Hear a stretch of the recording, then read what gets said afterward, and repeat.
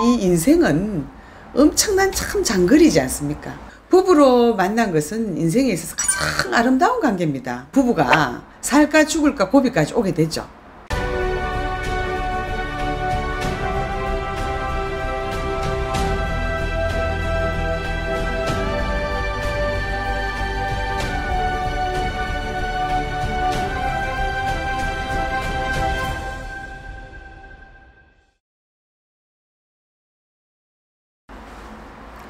네, 안녕하세요.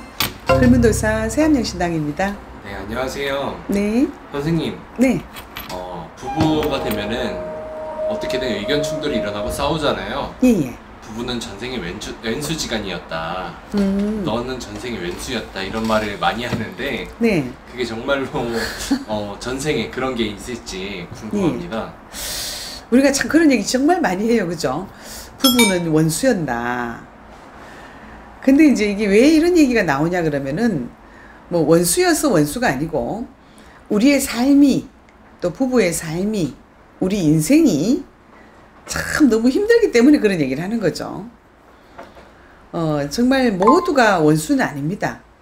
근데 이제 정말 뭐 우리 지금 뉴스 나오는 경우에 보면 뭐 살인을 저질렀는데 그 원수 아닌 원수잖아요. 정말 안 만나서 같이 안 살았으면 그런 일이 없었을 것인데 그런 경우에 정말 원수, 아이고 저 사람들은 원수지 이렇게 하는 거죠.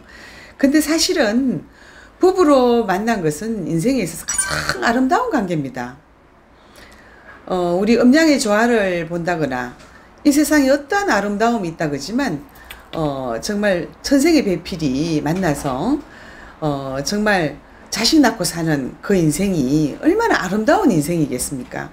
굉장히 참 신비로움으로 가득 차 있는데 우리 이 인생을 이제 우리가 참 마라톤 경주에다가도 비교를 하고 또 어떤 경우에는 아주 정말 높은 정상을 올라가야 높은 산 또 바다로 비유한다면 망망대해 바다에다 이렇게 비유를 하거든요. 마라톤이라는 것은 우리가 이제 운동장 한 바퀴 도는 거는 금방 안 돕니까? 그죠? 근데 마라톤은 42.195km를 정말 몇 시간에서 걸쳐야 되니 이 온 정력을 다 쏟아야 되고 높은 산은 어떻습니까? 그 험한 산을 막 정말 뭐 못이 있으면 못도 건너가야 되고 나무를 헤치고 숲을 헤쳐서 가야 되지 않습니까? 정상을 향해서. 근데 이제 그거보다도 정말 우리 이 인생은 엄청난 참 장거리지 않습니까? 그래서 이제 이 부부의 연은 정말 우리 인생에다 비유할 수 없는 사실은 마라톤이고 높은 산에다 비유하는 것인데 아주 긴 장거리에 정말 한도 끝도 없이 가는 어떤 인생의 행로를 부부가 같이 가지 않습니까?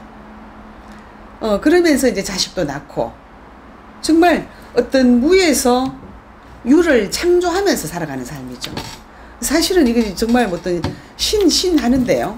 부부 속에서 이 신을 창조하며 살아가는 거예요.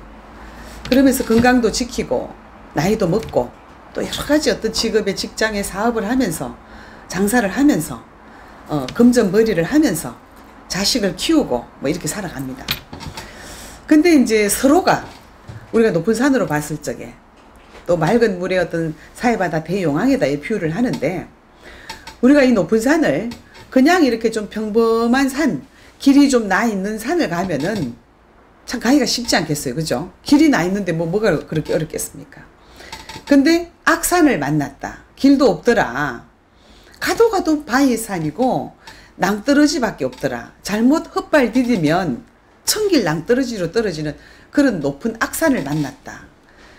우리가 이제 부부가 그런 경우에는 이 정말 내 목숨을 내놔야 되는 어떤 그런 높은 산을 서로가 악산을 만나는 거예요. 그럴 경우에 이제 정말 부부가 원수가 아니었나 하는 정도의 어떤 말이 나오는 겁니다.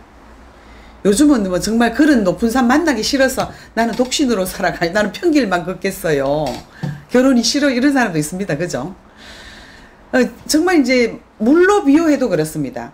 잔잔한 호수에는 정말 배가 떠 있으면 뭐 파도를 만나겠습니까?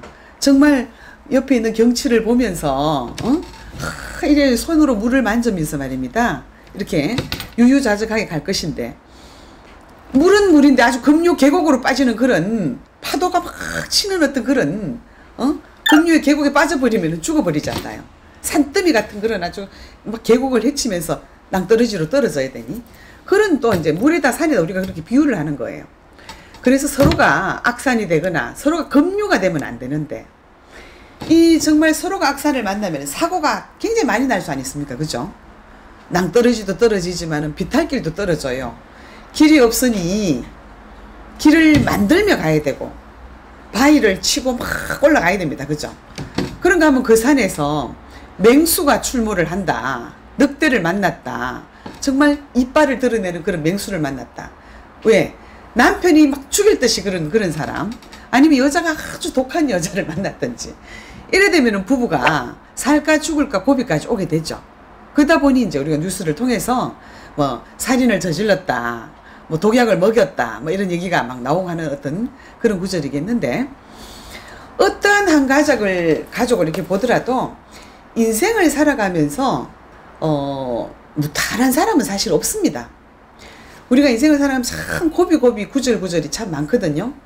근데 이제 정말 부부가 또한 자식이 있고 서로 명을 보존하면서 동서사방천지 다 다니면서 안전하게 가족이 있는데 무탈하고 장성하게, 자식이 정말 나이가 들 때까지 다 무탈하게 장성하고 부부가 노인이 되기까지 무탈하게 늙어갔다. 그만큼 큰 축복이 어디 있겠어, 인생을 살아가면서 있어서.